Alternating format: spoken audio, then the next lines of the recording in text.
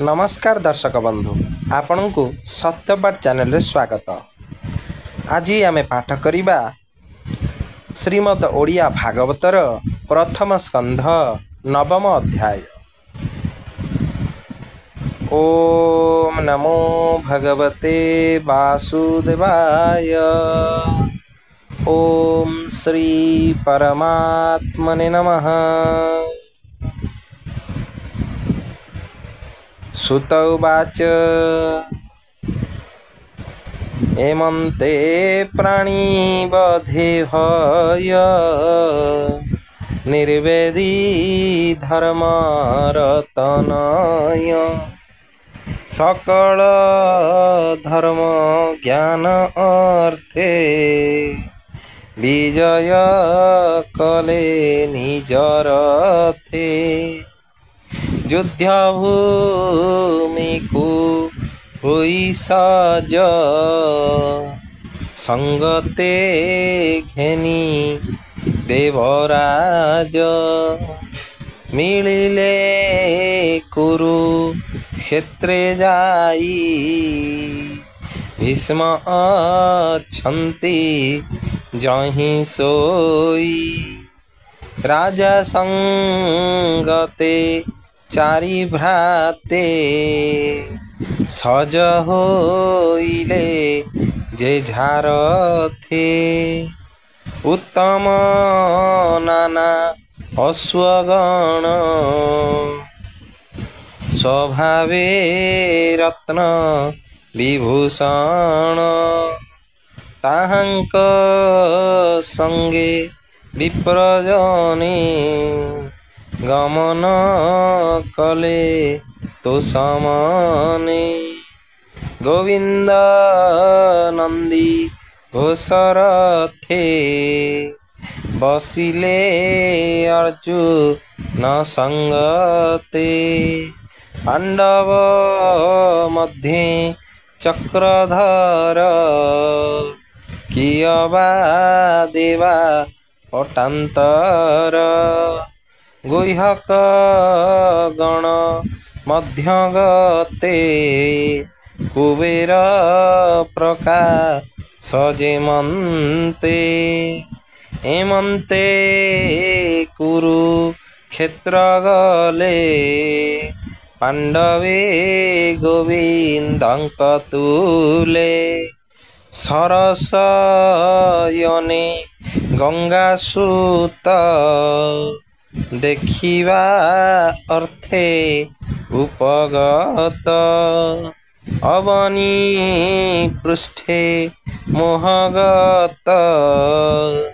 किवा अमर भूमिगत पांडवे गोविंदर तुले भीष्मचरणे प्रणमिले ब्राह्मणे मिलिले तक्षणे व्यास सहिते मुनिगणे अपरे जेते राजऋषि मिलिले कुरु क्षेत्रे आसी पर्वत नामे महाऋषि धौम्य नारद तुले मिसी बादरायण बृहदस्व भरदाजंक संगे शिष्य परम क्षत्रि परशुराम वशिष्ठ इंद्र प्रदमन त्रितसित गुच्छमद गौतम कक्षी बानसिद्ध अत्रिकौशिक सुदर्शन कश्यप अंगी रसनाम निर्मल चिता ब्रह्मचारी मिलिले सुख मध्यकारी एमन्ते सर्व मुनिजने मिलिले भीष्म सन्निधाने मुनिंकी सायन्तनुसुत शयने कले प्रणिपात धर्मज्ञ गंगा रकुमार जे देशाचार सतकार तेणु पूजिले एके एके मुनिंकी दृढ़ मानसिके जे हरि जगत ईश्वर अनादि धर्म निराकार कृष्णं को हृदय बसाई पूजिले दृढ़ चित होई प्रेमे विनय भाव होई निकटे थिबा पंच भाई पांडुपुत्रंको दयाचिते भावे ओलंती अश्रुनेत्रे भीष्म कहन्ति दयामने सकल मुनि अवधानी भीष्म उवाच ए बड़ कष्ट मोर चिते ए पंच भाई कुंती सुते बने बंचिले कष्ट कर्मे जीवन पोषी विप्र धर्मे जेणु गोविंद आश्रे थिले अनेक संकट उतरिले स्वामी मरणे कुंती साधु स्वभावे बाल कुलवधू पुत्रंक तुले बहु क्लेशे दुखे बंचिले वनवासे कालर बस ए जगत प्राणी कालर आयत से काल बसे सर्वे चली पवने जेन्हे घना बली जे कूले राजा धर्मसुत रक्षक भीम गदा हस्त अर्जुन जही धनु धरे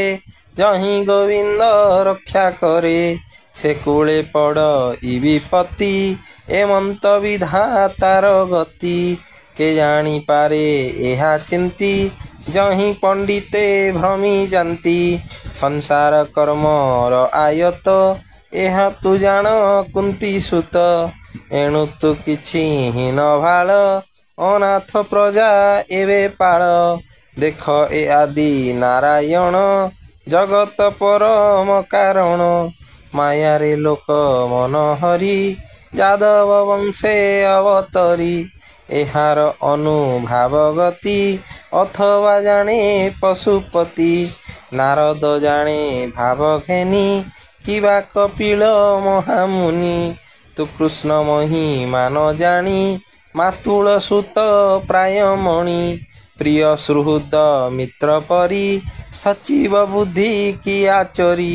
एहांकु दैत्य रे निजोगी पेशिलु पंच ग्राम मागी बांधव प्राय स्नेह करी रथ सारथी पणे बरी जहूँ ए प्रभु भावग्राही स्वभावे पर पर नाही एणु ता उच्च नीच कर्म योग्य अयोग्य सबु सम एथाई भक्तंक हिते देख मो भाग्यर आयते जीवन छाड़ी बार काले मिलिला सर सज्जा तले जार चरण भक्ति बले निश्चल मने अंत काले तुंडे जे नाम उच्चारती परम पदे से मिशंती कर्म वासना जाई दूर एमंत महिमा जाहार से देव देव भगवान भावे जानिले मोर मन चित्ते प्रसन्न हेउ मोर मुहि छाड़िबी कलेबर प्रफुल्ल कमल लोचन सुंदर हर्षित वदन चक्र सहिते महाबाहु से मोर ध्यान पथे रहु सुत उवाच भीष्म वचन करने शुणी धर्मनंदन मने गुणी भीष्मंकु सर तड़पे चाही कर जुगल शिरे देई विविध धर्म पचारिले अशेष मुनि गण तुले स्वभाव धर्म जे जगते चतुर वर्णाश्रम जेते राग वैराग्य आदि करी जे मार्गे संसारु निस्तरी जे दान धर्म राजधर्म मुख्य साधने जेते कर्म यथा विधाने जेते करी गृही वनस्थ ब्रह्मचारी स्त्री जन्मर जेबा धर्म जे विष्णु भक्तंक कर्म धर्मार्थ काम मोक्ष आदि जेते प्रकारे जहा साधी सकल कहिले हरसे नाना आख्यान इतिहासे एमंते कहु कहु धर्म विस्मर चिते काल भ्रम सिद्ध पुरुष जोग बले जहा चिंतन्ति अंत काले से काल अति पुण्य धर्म उत्तरायण जार नाम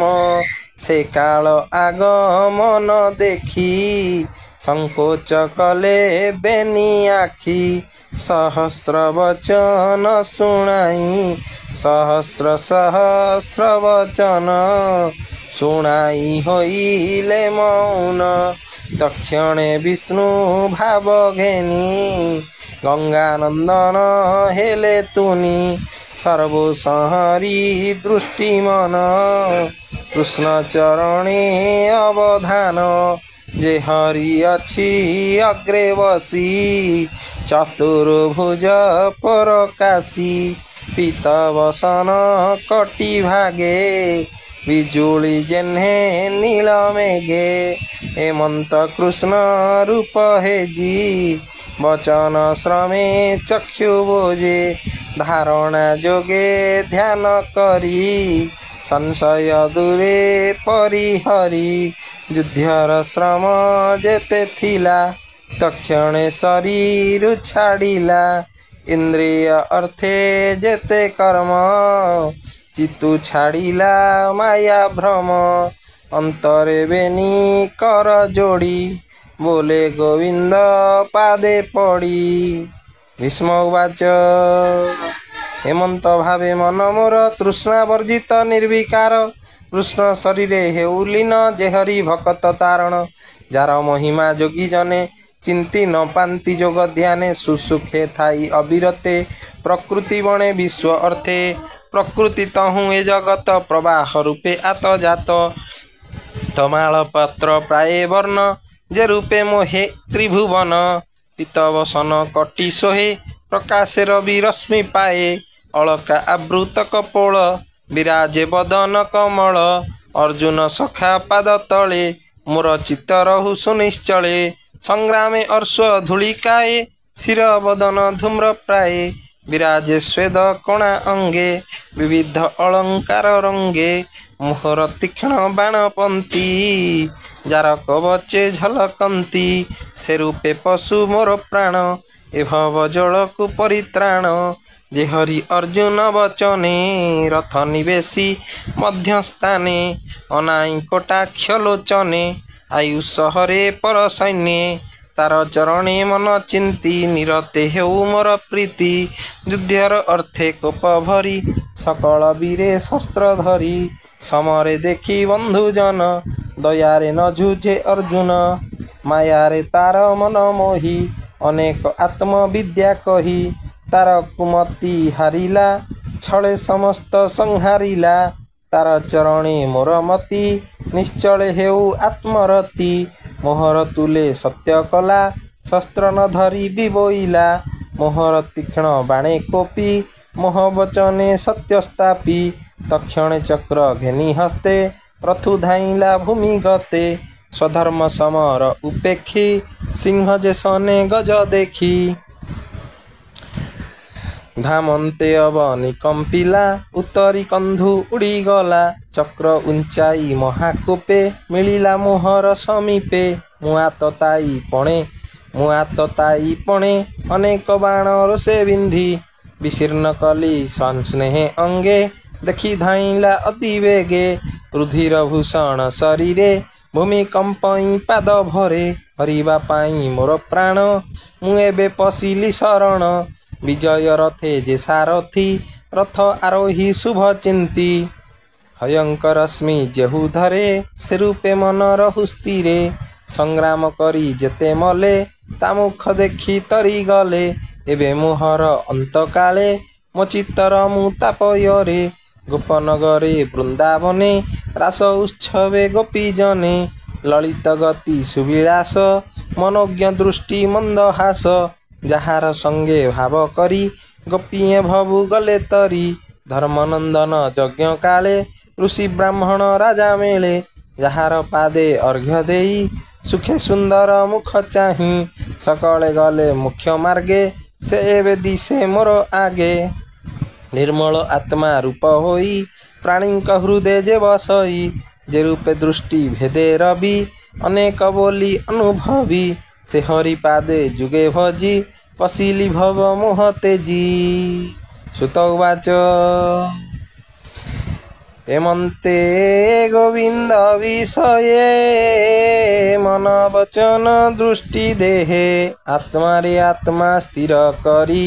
ପବନେ ପବନ ସଂହରି ଦେଖନ୍ତି ସୁର ନର ମୁନି ଗଙ୍ଗାନନ୍ଦନ ହେଲେ ତୁନି ଶରୀର ତେଜି ଭାବ ମୋହେ ପଶିଲେ ଗୋବିନ୍ଦର ଦେହେ